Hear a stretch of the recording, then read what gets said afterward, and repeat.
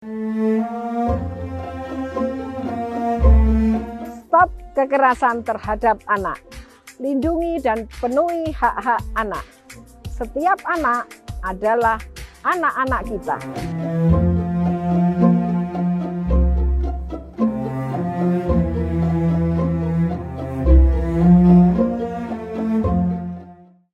Hari Senin keliling kota Jogja. Pulangnya mampir beli bakpia, awali hari dengan berbaik sangka. Ini dia podcast Tribun Jogja, Telu Papat.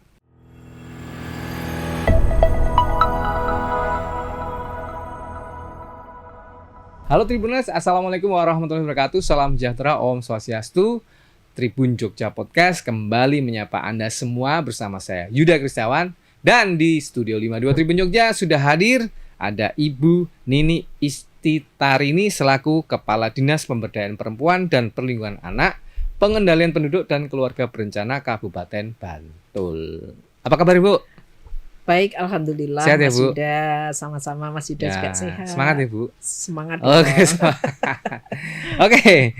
Dan teman-teman, kali ini kita akan ngulik ya. Ini temanya tentu berhubungan dengan bidang yang diampu oleh Ibu Nini, yaitu pelibatan masyarakat dan media dalam upaya penurunan kasus kekerasan pada perempuan dan anak di Kabupaten Bantul tentunya. Nah, ini Bu, kalau kita sebagai media nih Bu, kami Tribun Jogja,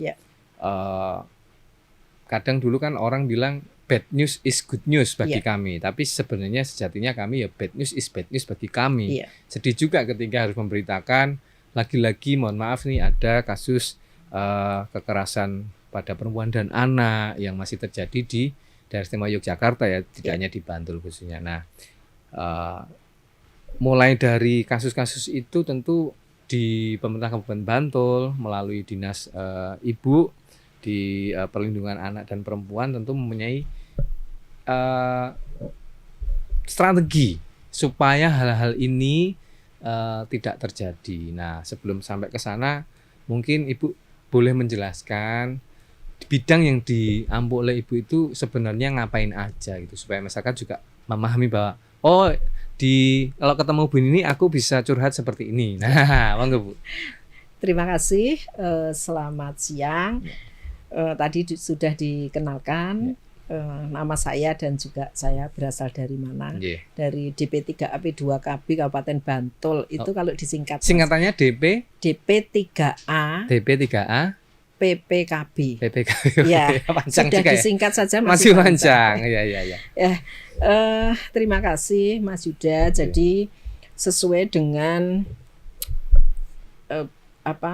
ketugasan kami dan juga tanggung jawab DP3AP2KB, diantaranya adalah kami karena pemberdayaan perempuan, perlindungan anak, sehingga tugas kami adalah bagaimana perempuan dan anak di Kabupaten Bantul itu yang pertama adalah memberikan perlindungan kepada perempuan dan anak itu. Perlindungan itu banyak, salah satunya adalah perlindungan dari kekerasan. Karena indikatornya itu adalah kekerasan terhadap perempuan dan anak. Jadi salah satu ukuran ketika Bantul itu sudah maju atau sudah mempunyai sebuah capaian seperti itu. Itu salah satu indikatornya itu bahwa sebuah kabupaten dianggap birokrasinya maju kalau melaksanakan angka kekerasannya itu turun ya. Turun, Bu, kita mulai dari kasus terbaru aja yang pernah Ibu tangani bersama tim. Itu awal mulanya gimana, boleh diceritain Bu? Yang kasus-kasus terbaru atau kasus yang paling heboh dulu seperti apa, terus apa sih yang kemudian dilakukan oleh dinas Ibu? Jadi salah satu contoh kekerasan pada anak. Mungkin nanti kalau ada nama di inisial ya. Sebut saja Mawar. Ini kekerasan mungkin korban lah ya gitu. Korban ya. korban ini perempuan, Ya. dia masuk kategori anak karena umurnya baru 11 tahun. Oke, 11 tahun ya. Kebetulan anak ini adalah anak dengan keterbelakangan mental. Oke, kebutuhan Ya. khusus ya Bu ya. Iya, kebutuhan Oke. khusus dan dia keterbelakangan mental sehingga Oke, ya, tidak terlalu bisa Berarti berpikir. tunadaksa ya, ke arah sana ya. Iya. Ya, oke. Iya. Ya. Kemudian dia korban perkosaan. Oh.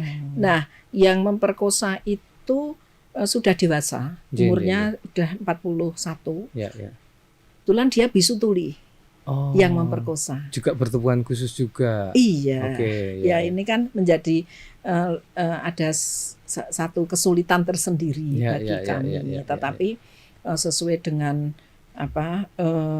mekanisme kami lakukan, terutama pertama adalah melakukan pengamanan atau perlindungan terhadap anak tersebut. Korban dan juga pelaku ini ya, Korban. karena sama-sama difabel ya. Iya, Oke. kami kan mengamankan korbannya. Ya. Itu setelah dilakukan visum, itu ternyata memang betul terjadi kekerasan seksual. Okay. Kemudian kita lakukan pengamanan sementara bagi anak tersebut karena kami juga memiliki rumah aman atau shelter untuk menghilangkan traumanya dulu. Trauma itu sekitar 1 minggu. Kemudian nanti ketika 1 minggu ini anak tersebut kita lihat kondisinya. Kondisinya ketika itu belum pulih. Belum pulih sepenuhnya. Itu kita rujuk. Kita rujuk di rumah rehabilitasi seperti itu. Rehabilitasi. Iya, yang mungkin sana lebih lama lagi. Sesuai dengan kebutuhannya. Kalau di kami kan rumah aman kami hanya 1 minggu. Satu minggu. Itu seperti itu. Oke, berarti itu, tahapan-tahapannya kira-kira begitu ya Bu ya. Nah, ini kalau tadi contoh yang disebutkan Ibu itu memang kasus tahun berapa itu Bu kira-kira Bu? Itu tahun 2023. Oh, baru ini ya, belum ada setahun mungkin belum ada setahun. Oke. Itu salah satu contoh. Ya, ini memang harus butuh kehati-hatian ya Bu ya, karena kebetulan korbannya berkebutuhan khusus apalagi ya. Oke. Nah, itu salah satu tadi gambaran bagaimana Ibu menangani kasus ini. Nah, ini kan sudah terjadi nih, terus ditangani. Nah, program terbaru untuk mencegah itu seperti apa Ibu? Yang dilakukan? Terima kasih Mas Yuda. Jadi kami ini di dalam melakukan program pemberdayaan dan perlindungan terhadap perempuan maupun anak. Ini juga kita ada 4 atau 3 paling tidak, yaitu upaya promotif, preventif, dan juga kuratif. Jadi promotif, preventif, kuratif. Promotifnya kita selalu melakukan sosialisasi, kampanye, penyuluhan, dan kegiatan-kegiatan lain yang mana untuk memberikan pemahaman kepada masyarakat. Dan kami harapannya tidak hanya paham saja, tetapi juga melakukan yang terbaik untuk mencegah, menghindari adanya kekerasan tersebut. Kemudian yang kedua adalah upaya pencegahan kami atau preventif. Itu kami melakukan bekerja sama dengan beberapa lembaga, lembaga ataupun satgas dan lain sebagainya ini supaya mereka yang paling dekat dengan masyarakat sehingga melihat betul situasi kondisi di wilayah tersebut seperti apa sehingga mereka bisa melakukan antisipasi. Nah, itu beberapa kami yang sudah bekerja sama itu dengan lembaga swadaya masyarakat. Jadi yang pertama kami membentuk satgas. Itu tingkatannya apa Bu? Satgasnya? Kelurahan. Oh, di kelurahan. Berarti masing-masing kelurahan sudah ada satgas. Minimal ada satu. Minimal ada satu. Namanya Satgas PPA. Perlindungan Perempuan dan Anak. Itu menurut kami ya cukup efektif.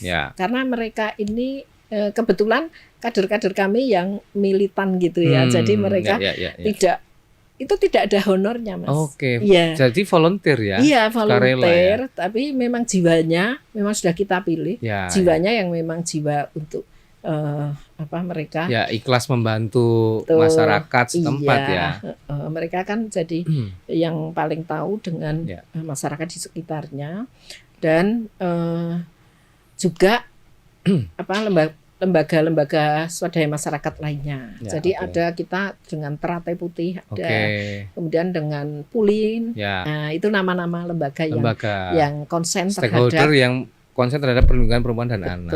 Iya. Dan Satgasnya ini tadi beliau-beliaunya ini yang memitigasi ya Bu ya. Iya. Supaya tidak terjadi atau terhindar. Karena ini repot kalau kejadian tuh, mohon maaf nih, pelakunya biasanya orang terdekat situ. Masih ada hubungan saudara kadang. Jadi memang betul Mas itu. Karena dari sekian korban kekerasan yang dilaporkan kepada kami, kami punya UPTD PPA, itu unit pelayanan memang yang menangani untuk masalah-masalah tersebut. Itu sebagian besar itu pada tatanan KDRT. Kekerasan dalam rumah tangga. Iya. Mayoritas di Bantul itu malah. Iya. Ada 50% lebih lah itu KDRT. Malah KDRT ya. Iya, KDRT. Tentu ini ada hubungannya dengan nanti lembaga lain ya, dan kedinasan lain kalau urusannya dengan kekerasan dalam rumah tangga ya Bu ya. Iya. Karena nanti ada hubungannya dengan teman-teman KUA sebelum menikah kan ada namanya konseling kan ya Bu ya. Konseling catin. Nah, supaya jadi calon pengantin yang benar-benar teredukasi. Oke. Bu, saya mau tanya nanti soal berapa sih apa angkanya ini naik terus atau seperti apa? Nanti Ibu jawab setelah yang satu ini dulu ya. Kita akan rehat dulu sebentar. Terima kasih. Dan kita akan kembali di podcast Tribun Jogja. Angka ada ya Bu ya? Kasus ya? Angka ada. Siap. Yang Mbak Silvi ya. Mau unjuk dulu? Enggak. Oh, enggak, tadi habis ya? minum Mas Siap, saya. Saya aja Mas Silvi. 2024. 2023 ini ya Mbak Silvi ya.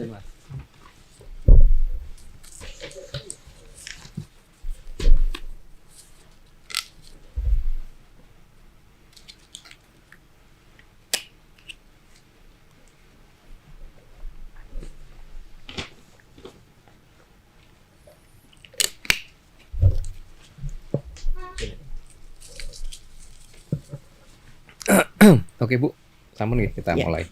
Oke, segmen 2.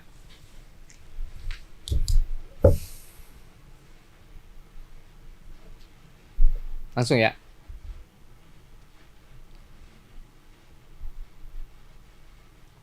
Halo Tribuners, kembali lagi di podcast Tribun Jogja, masih bersama Bu Nini sebagai Kepala Dinas Pemberdayaan Perempuan dan Perlindungan Anak, Pengendalian Penduduk dan Keluarga Berencana Kabupaten Bantul. Oke, Bu, kalau kita ngomongin soal kasusnya, soal kasusnya, data di dinas Ibu, apakah itu naik atau turun atau seperti apa? Terus ada target menekan kasus itu tentu ya dengan program-program yang dijalankan selama ini. Seperti apa Bu? Terima kasih Mas. Jadi kini untuk 3 tahun terakhir ini, berarti dari 2022, 23, terus 24 ini ya, ini agak mengalami fluktuasi.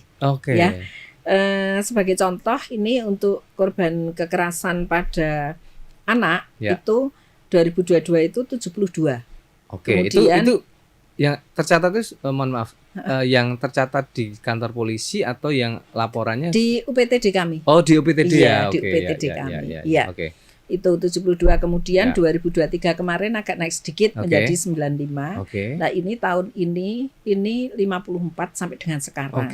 Mudah-mudahan turun. Ini kan udah September nih. Semoga nanti tidak nambah lagi ya, kita harapkan. Itu untuk anak. Kemudian untuk perempuan itu juga saat ini 75. Kemudian tahun sebelumnya itu agak tinggi kemarin 185. 185. Iya, 185. Berarti kalau di rata-rata setiap bulan. bulan itu ada 10 lebih ya, Bu, ya. ya sekitar 15 gitu. Oke.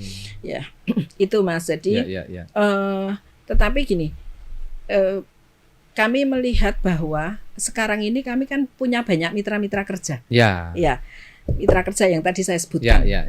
Ada itu, lembaga swadaya masyarakat. Iya, itu. Nah, dengan demikian kan mereka ibaratnya pencariannya itu semakin sampai ke tingkat paling bawah. Oke, semakin detail ya. Iya, karena kekerasan perempuan dan anak itu kan fenomena gunung es. Ya. Jadi yang dilaporkan atau yang diketahui itu hanya di permukaan saja. Sementara di masyarakat itu masih cukup mungkin itu tadi ya Bu ya, takut, malu, mohon maaf karena aib gitu ya. Ya, dan karena masih tadi yang saya sampaikan masih sebagian besar masih KDRT maupun KPI. Oke. KPI itu kekerasan pasangan intim. Jadi itu ada dua itu sehingga berarti ini KPI itu tergolong bukan rumah tangga berarti ya. Kayak misalnya mohon maaf nih lagi menjalin hubungan asmara gitu, itu maksudnya itu ya. Mungkin ada di antaranya. Tetapi kan suami istri juga masuk di situ. Masuk situ. Iya, itu. Jadi itu yang justru korbannya ini itu tadi takut aibnya speak up ya, takut ya, takut dia nggak speak up. Seperti itu. Nah, inilah yang tugasnya teman-teman di lapangan. Teman-teman sehingga ada satu sisi negatif karena kok kasusnya ketahuan banyak, tapi ada sisi positif karena ini kemudian kita ketahui gitu. Karena konsep kami itu ada 3 itu ya. Temukan, tangani dan tuntaskan. Kalau kita tidak bisa menemukan, bagaimana kita mau menangani atau kita mau menuntaskan gitu. Artinya sampai ke pemulihan dia kembali, misalnya itu KDRT ya dia kembali rukun menjadi satu keluarga yang baik. Karena di dalam penanganan kami, termasuk kami ada penyuluhan di situ, ada pendampingan psikolog seperti itu. Dan kalau seandainya ada yang harus berurusan dengan hukum, kami juga menyediakan untuk teman-teman bantuan hukum. Mendampingi ya Bu ya. Mendampingi. Nah, Ibu seperti yang Bu Nini tadi sebutkan, kalau dikategorikan kan anak sendiri, terus perempuan sendiri, dan Ibu tadi menyebutkan mayoritas 50% lebih itu di dalam keluarga terjadinya ya. Nah, ini pemicunya apa Ibu? Apakah ini pengaruh kemudian faktor ekonomika? Kan pasti ada dikategorikan lagi ya, atau seperti apa Bu? Ya banyak, artinya beraneka ragam beraneka ragam. Ada faktor ekonomi juga ada, kemudian ada faktor orang ketiga, kemudian apalagi penyebabnya yang masuk di dalam medsos termasuk nggak Bu? Medsos ada, karena dampak medsos tanda petik ya Mas. Karena konsumsinya kan tinggi sekali kita kan sekarang. Dan juga terhadap anak pun seperti itu. Itu sehingga di satu sisi kami juga mempunyai program untuk memberdayakan perempuan. Artinya perempuan yang harus setara dengan laki-laki itu, pengarus utamaan gender. Itu salah satu tujuannya juga untuk menekan angka kekerasan. Karena ada bargaining position dari perempuan itu untuk tidak menjadi kita ini makhluk yang lemah di hadapan para laki-laki gitu itu. Yang kalau di Jogja sekitarnya itu konco wingking aja gitu konco wingking yang kemudian tidak berdaya. Itu Mas, itu karena contohnya untuk misalnya aspek ekonomi ekonomi. Ketika perempuan itu bisa mandiri, bisa mempunyai penghasilan tersendiri, itu sudah menjadi salah satu kekuatan dari bahwa posisinya juga kuat nih di rumah tangga kita sama-sama gitu apalagi misalnya yang kepala keluarga penghasilannya tidak terlalu tinggi. Nah, ini bisa menjadi penopang. Kemudian juga kita ini sudah membentuk yang namanya Desa Prima. Desa Prima. Desa Prima. Itu desa Prima itu perempuan ada kepanjangan ya. Iya. Perempuan mandiri, ya. maju dan sebentar. Perempuan maju dan mandiri. Oh, ya. Oke, ya. Itu Desa Prima. Sudah ada berapa Bu itu? Sudah ada 41. Kita bentuk ya, di 41 desa. Enggak, kembali ke itu karena salah satunya adalah dia nanti ada unit usaha di situ. Oke. Kemudian untuk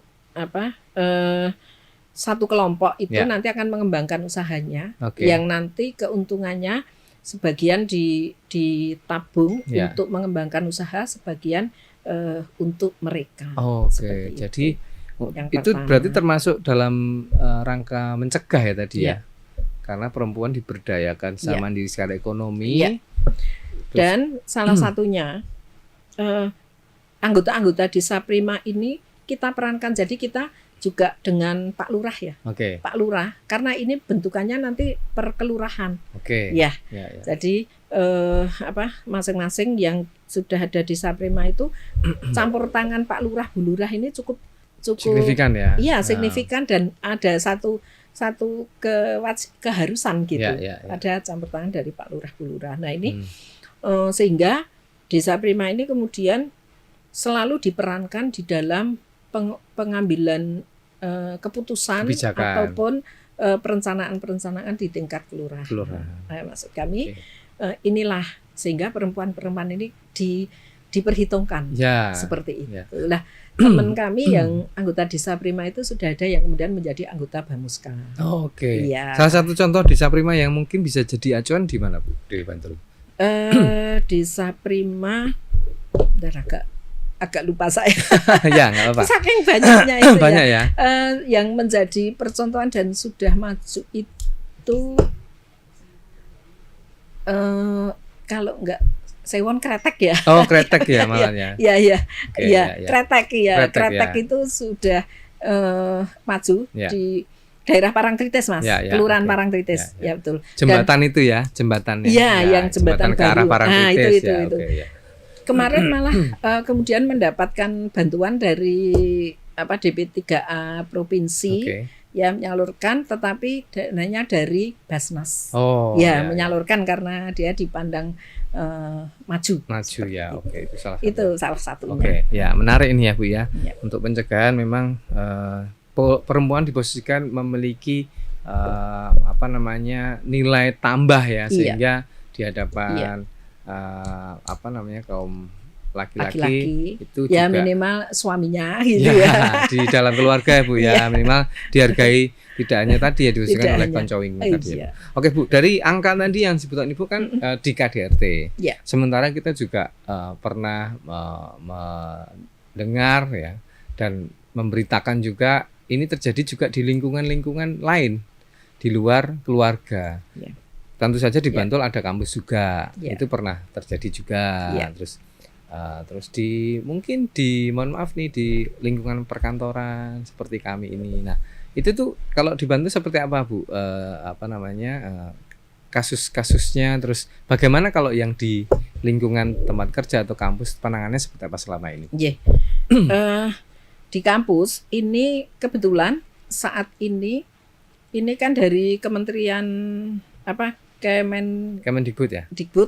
Menristek dan pendidikan itu sedang juga fokus atau sedang membuat sebuah kebijakan bahwa di setiap kampus itu harus ada satgas kekerasan seksual di kampus. PPAS kalau tidak salah. Ya, itu Mas, ini yang sedang di pendidikan itu baru membangun membangun sebuah satgas gitu. Satgas. Kalau di tingkat kelurahan tadi sudah ada ya Bu ya. Selama ini bagaimana komunikasi dengan kampus Bu? Kan di Bantul juga ada beberapa kampus besar ya. Dan itu kemarin baru-baru aja juga mencuat gitu.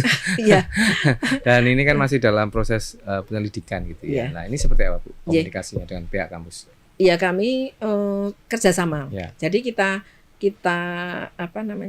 kita motivasi itu untuk semua kampus membuat satgas tersebut, Ya. ya, sehingga ada sebuah sistem yang nanti ketika ada misalnya ada korban kekerasan harus bagaimana. Ya. Tetapi yang paling penting adalah bagaimana supaya tidak terjadi korban, terutama kekerasan, dan terutama lagi mungkin yang paling banyak itu pelecehan seksual. Betul, gitu, karena usia-usia mereka itu seperti itu. Ya. Kita dukung. Sudah ada beberapa yang sudah membentuk satgas itu. Oke, ya. Bu, ini tahan dulu sebelum kita teruskan. Jadi nanti kita akan ngulik lebih dalam bagaimana sih kemudian kalau ini terjadi di lingkungan terdekat kita, ya. Mohon maaf kalau kekerasan dalam rumah tangga mungkin paling besar pemicunya ekonomi, ya Bu, ya, orang ketiga dan sebagainya. Tapi kalau bagaimana terjadi di kampus, di kantor, atau di lingkungan, kan lingkungan beragam kita, ya. Di lingkungan komunitas kadang juga deh, Bu, ya. Nah, bentuk-bentuknya seperti apa, terus harus ngapain kalau kita tahu itu, atau sebagai korban kita harus lapor kemana. Tapi sebelum itu kita rehat dulu sejenak. Kita lagi nanti kembali lagi di Tribun Jogja Podcast. Aman? Ya. Aman. Ya. Oke, segmen terakhir ya, Bu. Iya. Ada yang ingin disampaikan lagi, data atau apa? Mungkin ada ya. Aman ya, Bu, ya? Ya. Apa, Bu? Ya. Oke. Ya. Nanti saya tanya itu. Misalnya. Polres. Ya. Atau mungkin langsung ke Satgas tadi juga bisa, ya, langsung. Satgas bisa, tapi dari Satgas nanti yang menangani. Satgasnya itu sebagai pelapor. Sudah hanya menangkap informasi aja, ya. Oke. Ya. Oke, yuk.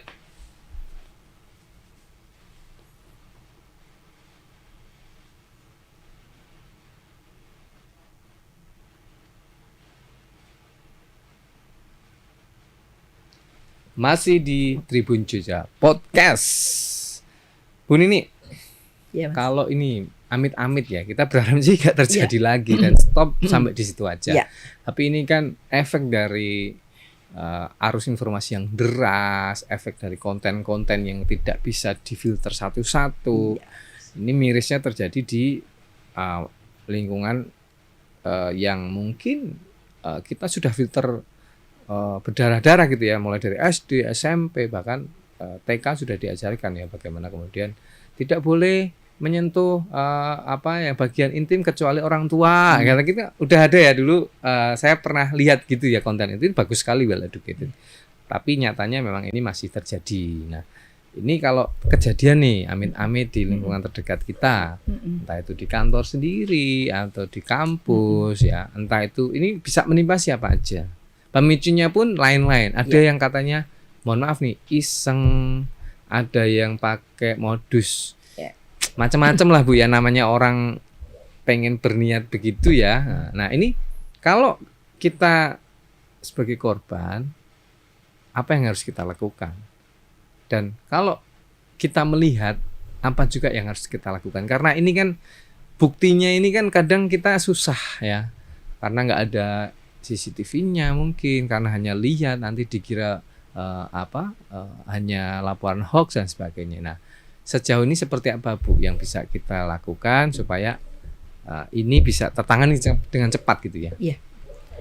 Terima kasih, Mas. Jadi misalnya ada seorang dia merasa sebagai korban kekerasan ataupun pelecehan, itu langsung bisa melapor kepada kami melalui hotline kami, PTD PPA, itu bisa. Nanti tidak kemudian serta-merta kami juga menjudge bahwa dia sebagai korban. Kami akan lakukan assessment. Harus assessment dulu. Iya, kami assessment. Diajak ngobrol dulu lah istilahnya, ya. Iya. Bener enggak? Bahwa kejadian itu nyata adanya. Atau satu lagi yang kami sampaikan bahwa kami juga selain UPT di BPA kami punya Puspaga. Puspaga itu pusat pembelajaran keluarga. Nah, itu tingkat kelurahan juga ada, Bu? Bukan, ini tingkat kabupaten. Tingkat kabupaten. Masih tingkat kabupaten, Mas. Kami belum kembangkan karena baru kami bangun di 2023 kemarin. Nah, Puspaga itu lebih pada konseling. Oke. Jadi upaya preventif Ya, ya, untuk ya. pencegahan. Konseling kami menerima konseling Ya, dari manapun dan tingkat apapun. Misalnya konseling anak, konseling remaja. Misalnya Nyun Sewu. Ya, Misalnya nih Ya. di kantor saya ya, meskipun laki-laki nih, ya, ya. di catcalling namanya, Ya. sweet itu Ya. kalau saya merasa nggak berkenan itu termasuk bisa Bisa itu masuk masuk kategori kategori pelecehan verbal pelecehan ya. seksual. Iya, Verbal ya, Bu, ya. Meskipun hanya suara tadi. Sweet itu seksual Dan dan saya bisa verbal. curhat dulu ke Bisa Puspaga tadi. ke Puspaga atau Oke. ke UPT. Kalau UPT. sudah seperti itu ke UPT. Oh, Tetapi oke, kalau ya, ya. ke Puspaga itu misalnya saya baru merasa Ya, gitu ya, ya, ya, baru merasa. saya kok merasa tidak tahu Ya, ya, bagaimana saya ini bersikap, Ya, saya ya. sebagai remaja Ya, ya, ya. bersikap ketika itu bisa ke Puspaga. Ya, saya bingung gitu ya. Seperti itu. Harus menyikapi apa? Iya. Sebenarnya Nyon Sewu, misalnya saya nggak masalah nih. iya. Tapi kok lama-lama risih, itu bisa ya Bu ya? Bisa. Nanti bisa. ada konseling di situ Iya. ya. Tujuannya supaya harus bersikap seperti Bersikap apa. seperti apa. Oke. Ya, kami juga di UPTD kami Ya. punya 2 psikolog Ya. sementara. Nanti 2025 ini kita tambah ya. Oke. Tambah. Kemudian di Puspaga kami juga punya psikolog juga. Oke. Jadi teman-teman ini yang kami harapkan bisa memberikan konseling baik dalam upaya untuk pencegahan Ya. maupun ketika sudah menjadi ada korban. kejadian. Seperti Oke, itu. ya, ya. Ya. Kalau posisinya sebagai saksi seperti apa Bu? Bisa nggak melakukan pelaporan? Bisa. Oke. Bisa. Karena mungkin tadi mohon maaf nih, Ya. korban ini benar-benar ketakutan Ya. karena nanti menanggung beban moral yang lebih Ya. besar. Ya.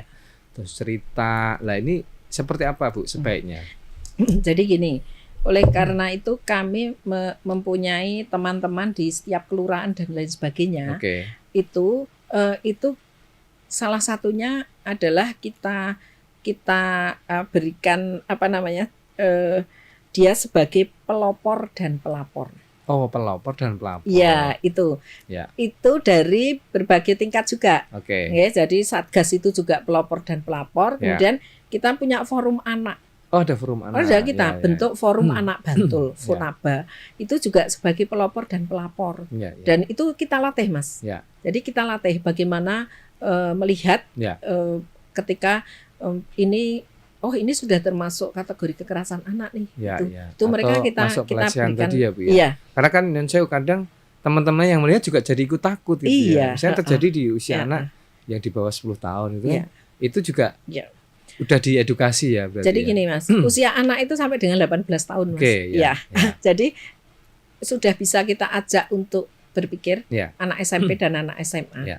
Itu yang kita jadikan pelopor dan pelapor. Pelapor dan Ya, pelapor. yang pelopor itu dia harus menjadi contoh Oke. bagi anak-anak atau remaja Di di sekelilingnya. gitu. Itu menjadi contoh sehingga Ya. dia otomatis punya tanggung jawab sendiri. Ya, Nah, ini ya. salah satu. Nah, kalau kita semua menjadi pelopor, Ya. itu kan insya Allah nanti semua akan menjadi anak-anak Baik, yang ya. baik Oke. seperti itu. Kemudian Ya. pelapor Ya. itu ketika mewaspadai atau mencurigai ada sesuatu Yang tidak beres ini ya, kejadian, mengarah ke ya, itu gitu ya. bisa melaporkan ke Oh, oke. UPTD Ya, ya. dan itu kita rahasiakan siapa. Oke, jadi misalnya nih saya dicurhatin orang, kok ada perlakuan begini ya, Ya. tapi takut speak up gitu. Saya bisa nih jadi pelapor. Ya, Nanti identitas kita dirahasiakan, Iya. terus nanti ada investigasi gitu ya Bu Iya, ya. betul. Jadi tidak Iya. usah takut. Gitu Iya, ya. kita Oke, investigasi. ya, Jadi teman-teman UPT nanti akan berbagai macam, bisa Ya. jadi mendatangi Ya. lokasi, bisa jadi kita minta tolong juga Ya, ke ya. Satgas Ya. seperti itu. Selama ini ada yang maksudnya kan udah berlangsung nih Bu. Ada nggak kejadian yang datangnya dari hasil dari tadi pelatihan dan sebagainya itu ada Bu? Ada, Oh, ya justru itu karena Munculnya teman-teman dari Satgas situ ya. pun kita latih, Mas. Oke, ya, Jadi mereka banyak yang Ya, kemudian ini ada kok seperti ini. memang Jadi, nanti kemudian seolah-olah loh ini kok kasusnya meningkat terus karena itu Ya. tadi ya Bu ya, semakin mitigasinya semakin bagus itu dan, akan muncul mitra kerja kita makin banyak, ya. itu kan semakin banyak yang Ya, muncul. ya. Tapi harapannya semoga ini tidak kejadian lagi karena Ya. ada langkah pencegahan yang Ya. berhasil lebih dulu daripada langkah setelah kejadian gitu ya. Harapannya kan gitu ya Bu ya. Iya. Oke. Ya.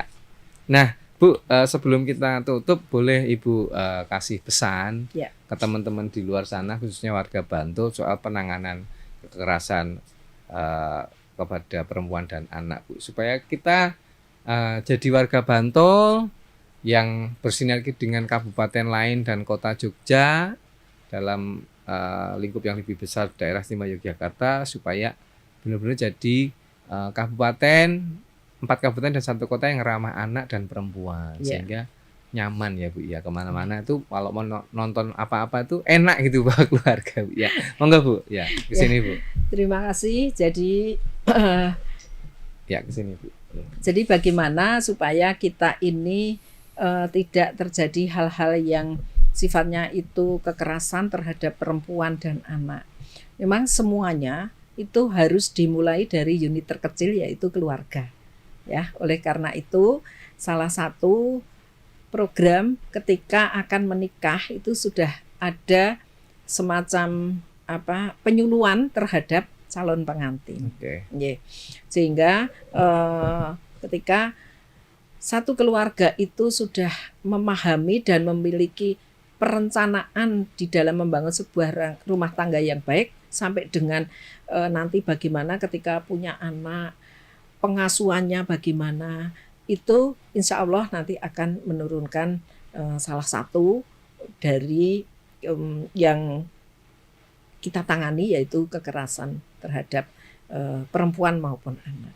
Itu yang pertama. Kemudian yang berikutnya, Bantul ini memang sangat konsen dan fokus terhadap program perempuan dan anak, karena ini satu-satunya di Indonesia yang masuk di dalam rencana pembangunan jangka menengah daerah. Jadi RPJMD dari Bupati dan Wakil Bupati Bantul itu salah satu misinya itu secara jelas itu dituliskan bahwa penanggulangan masalah sosial secara terpadu, mewujudkan Bantul sebagai kabupaten layak anak, ramah perempuan dan difabel, Mas. Ya, ini tidak sekedar pencapaian kabupaten layak anaknya, tetapi di dalam indikator kabupaten layak anak itu memang terinci ya secara jelas apa yang dilakukan Bantul, sehingga anak-anak ini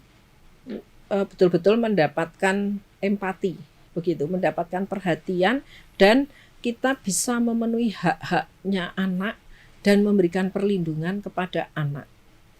Dan juga ramah perempuan. Ramah perempuan ini juga bahwa Bantul juga harus empati terhadap perempuan, gitu.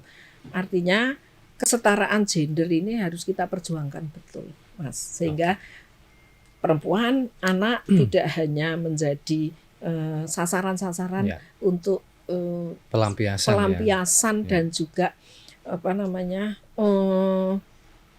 sasaran kekerasan. Ya, dengan alasan apapun. Dengan alasan apapun. Seperti itu. Terima kasih Bu Nini Istitarini sebagai Kepala Dinas Pemberdayaan Perempuan Perlindungan Anak, Pengendalian Penduduk dan Keluarga Berencana Kabupaten Bantul atas informasi yang di-share hari ini.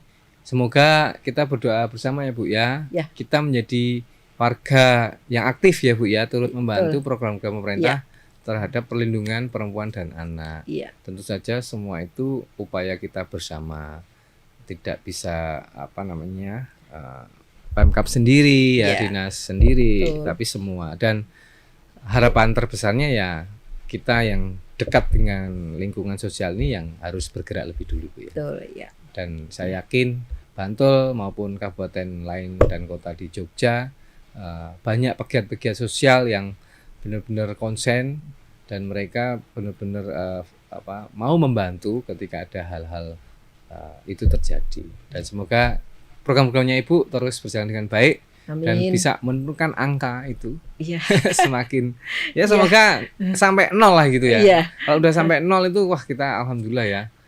Jadi Betul. kemana-mana tuh rasanya enak aja, mau piknik kemana boleh, mau nonton konser apa ramah anak dan perempuan. Iya, ya memang harus ada agak sedikit menakut-nakuti.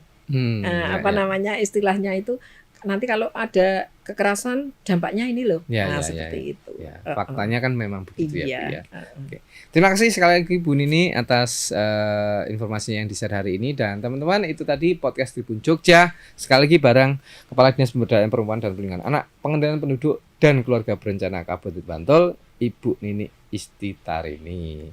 Dan sekali lagi terima kasih Bu. Sama-sama. Kalau mau ada program lagi kita Ya. bisa share-share lagi ya Bu ya di lain kesempatan. Ya, Dan semoga. selamat bertugas kembali. Terima kasih. Sehat selalu. Ya.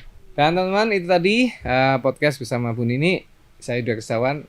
Mohon maaf kalau ada salah kata, salah ucap. Mewakili tim kerabat kerja Tribun Jogja undur diri, dan jangan lupa saksikan informasi berharga lewat kanal-kanal media sosial Tribun Jogja dan kanal portal tribunjogja.com untuk mendapatkan ya informasi yang lebih akurat, terpercaya, dan tentu dapat dipertanggungjawabkan. Ya. Sekali lagi terima kasih, kita jumpa lagi di podcast Tribun Jogja selanjutnya. Assalamualaikum warahmatullahi wabarakatuh, salam sejahtera, Om Santi Santi.